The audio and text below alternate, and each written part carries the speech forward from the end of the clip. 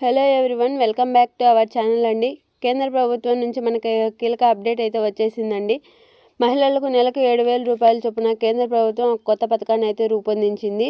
మీరు కూడా ఈ విధంగా అప్లై చేసుకుంటే డబ్బులు వెంటనే మీ ఖాతాల్లో జమ అవుతాయి. ఈ పథకం కింద 1,000, 2,000 కాకుండా నెలకు 7,000 రూపాయలు అందించనుందండి కేంద్ర ప్రభుత్వం. ఈ పథకం గురించి మనం పూర్తిగా తెలుసుకోవాలంటే ముందుగా మీరు లైక్ చేసి నా ఛానల్ని సబ్స్క్రైబ్ చేసుకొని పక్కన ఉన్న బెల్ ఐకాన్ అయితే క్లిక్ చేయండి.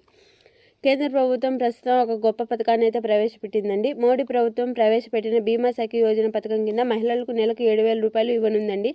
10వ తరగతి పాస్ అయిన వారు ఈ పథకానికి అప్లై చేసుకోవచ్చు.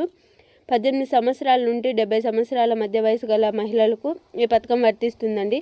ఈ పథకానికి ఆన్లైన్ లేదా ఆఫ్లైన్ ద్వారా అయినా అప్లై చేసుకోవచ్చు. ఈ పథకం కోసం మీరు LIC వెబ్సైట్ చిరునామాలోకి వెళ్ళి మీరు అప్లై చేసుకోవచ్చు. దీనికోసం మీరు ముందుగా వయసు ధృవీకరణ పత్రము, చిరునామా ధృవీకరణ పత్రము, 10th class mark list, passport size photo ఇవి ఇస్తే బీమా సఖి యోజన పథకం కింద మహిళలకు నెలకు 7,000 రూపాయలు అందించనుందండి.